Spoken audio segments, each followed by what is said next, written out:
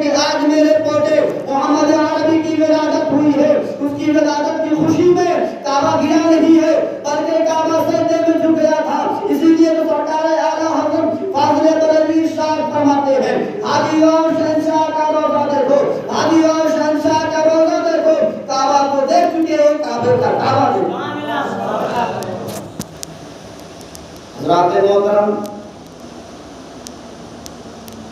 ذرا سوچیں، نبی کی ولادت کی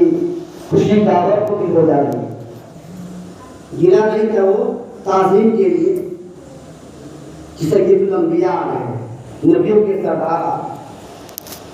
اس کا نام ولادت محمدی ہے۔ درود شریف پڑھیے، اللہم صلی علی سیدنا شفیعنا نبینا حبیبنا مولانا محمد علیہ وسلم، صلاۃ و سلام علیک یا رسول اللہ صلی اللہ تعالی علیہ وسلم۔ اور تاریخ بتاتی ہے کہ نبی کی جب ولادت ہوئی، ولادت کے کچھ دنوں کے بعد جب آپ چلنے کے قابل ہو گئے، کچھ دنوں کے بعد تاریخ بتاتی ہے کہ پورے جیسے آپ کی پیدائش ہوئی، پورے محلے میں، پورے مکہ شہر میں، پورے محلے میں قریش خاندان میں جو قبیلہ تھا، آپ کے پیدائش کا چرچا ہو رہا تھا کہ حضرت آمنہ کے گھر ایک حسین و جمیل بچہ پیدا ہوا ہے، ایک خوبصورت بچہ پیدا ہوا ہے، ایک لاڈلا بچہ پیدا ہوا ہے جو چاند سے بھی زیادہ خوبصورت ہے، سورج سے بھی زیادہ حسین و جمیل ہے۔ اسی لیے سرکار اعلیٰ حضرت فرماتے ہیں، چاند جھک جاتا جدھر انگلی اٹھاتے محل میں، کیا ہی چلتا تھا اشاروں پر کھلانا کا۔ حضرات محترم، ہمارے نبی بچپن کے عالم میں چاند کو اپنی انگلی کو جدھر اشارہ کرتے تھے، چاند سورج ادھر ادھر گھومتا تھا۔ حضرات محترم، پورے ان کے شہر میں یہ بات پھیل گئی کہ حضرت آمنہ کے گھر میں حسین و جمیل بچہ پیدا ہوئے ہیں۔ اور مختصر یہ ہے، جب یہ سنتی ہے تو بعض عورتیں نبی کی خدمت میں حضرت آمنہ رضی اللہ تعالیٰ عنہا کے گھر آتی ہے اور کہتی ہیں کہ اے آمنہ،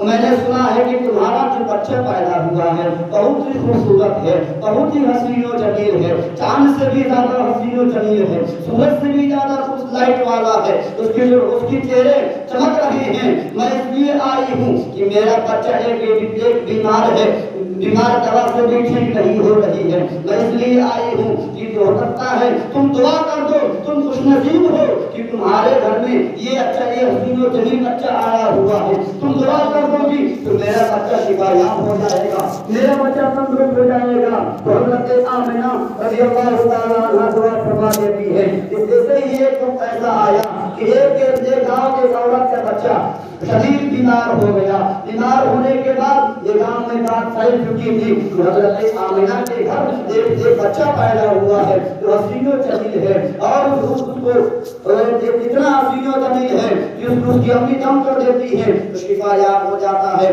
بچہ شفا یاب ہو جاتا ہے۔ ایک بار عورت چلتی ہے، مشورہ سے آتی ہے، حضرت آمنہ رضی اللہ تعالیٰ عنہا کے گھر آئی ہیں، اور عرض کرتی ہے، اے آمنہ رضی اللہ تعالیٰ عنہا، میں نے سنا ہے کہ آپ کے گھر جو بچہ پیدا ہوا ہے بہت ہی حسین و جمیل ہے، بہت ہی خوبصورت ہے، لاجواب ہے، شاندار ہے، اس کا کوئی مثال نہیں ہے، آپ ذرا اپنے بچے سے دعا کروا دیجئے۔ حضرت آمنہ رضی اللہ تعالیٰ عنہا کا بیان ہے، حضرت آمنہ رضی اللہ تعالیٰ عنہا فرماتی ہے کہ میں نے اس عورت سے کہی کہ جاؤ تم ایک پیالے میں پانی لے کر آؤ، میں اس کی دعا لگاتی ہوں۔ وہ عورت جاتی ہے اور پیالے میں پانی لے کر آتی ہے، آنے کے بعد حضرت آمنہ کو دے دیتی ہے۔ حضرت آمنہ رضی اللہ تعالیٰ عنہا جو ہے اس پانی کو لے کر کے نبی کے تلوے سے پانی کو ٹچ کر دیتی ہے تو بچہ شفا یاب ہو جاتا ہے۔ جس کی ترجمانی کرتے ہوئے سرکار اعلیٰ حضرت فرماتے ہیں، جس کے تلوے کا دھون ہے آب حیات، جس کے تلوے کا دھون ہے آب حیات، جس کے تلوے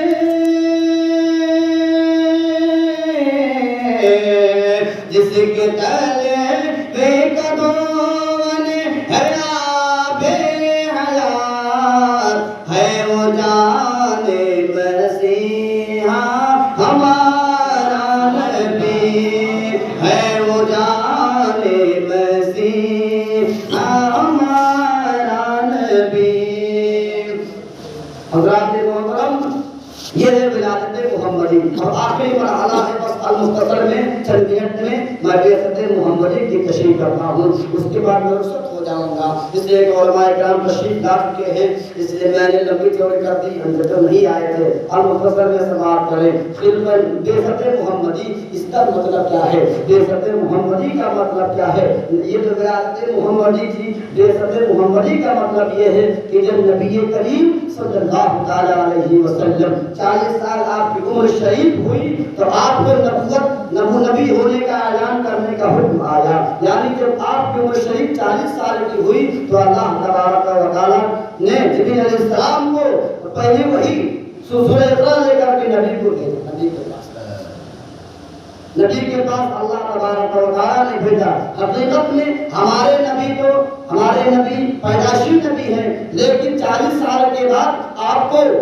کو ذمہ داری سونپی گئی، آپ کو ذمہ داری دی گئی کہ آپ تبلیغ اسلام کریں، اسلام کی تبلیغ کریں، جو آپ کو دین عطا کی گئی ہے، جو قرآن پڑھ رہا ہے اس کے پیش نظر آپ تبلیغ اسلام کریں۔ نبی نے اس کے بعد تبلیغ اسلام شروع کرنا چاہا، اور مختصر یہ ہے بتانے کا مقصد یہ ہے نبی پیدائشی نبی ہے لیکن ذمہ داری سونپی گئی۔ کچھ لوگ کہتے ہیں کہ نبی پیدائشی نبی نہیں تھے، میں ان سے کہنا چاہوں گا اگر نبی پیدائشی نبی نہ ہوتے تو ختنہ شدہ پیدا نہیں ہوتے، ہم تو ختنہ شدہ پیدا نہیں ہوتے ہیں، ہمارے ختنے بعد میں کیے جاتے ہیں۔ نبی اگر پیدائشی نبی نہ ہوتے اور نبی ناک پوریدہ ناک کاٹا ہوا پیدا نہیں ہوئے ہوتے، نبی اگر پیدائشی نبی نہ ہوتے تو عورت جو پانی لے کر آئی تھی اس میں تلوے میں لگا دیا گیا، وہ بچہ شفا یاب ہو گیا۔ یہ علامت بتاتی ہے، یہ نشانیاں بتاتی ہیں کہ نبی پیدائشی نبی ہے۔ اور بات ہے کہ ذمہ داریاں وقت پر سونپی جاتی ہے۔ نبی کی جب عمر شریف 40 سال کی ہوتی ہے تو ذمہ داری سونپی جا رہی ہے، نبی نبوت کا اعلان فرما رہے ہیں، تبلیغ اسلام فرما رہے ہیں اور اسلام کی تبلیغ کر رہے ہیں، اسلام کی بڑھوتری ہو رہی ہے۔ اسی لیے تو سرکار اعلیٰ حضرت فرماتے ہیں کہ سب سے اعلیٰ و اعلیٰ ہمارا نبی، سب سے اعلیٰ و اعلیٰ ہمارا نبی، سب سے اعلیٰ و اعلیٰ ہمارا نبی، اپنے مولا کا پیارا ہمارا نبی، دونوں عالم کا دولہا ہمارا نبی۔ یہ ہے بعثت محمدی، خلقت محمدی اور ولادت محمدی، بعثت محمدی۔ مولا تعالیٰ کی بارگاہ میں دعا ہے کہ کہنے میں جو غلطیاں ہوئی ہوں اپنے پیارے حبیب کی صدقے میں غلطیوں کو معاف فرمائیں۔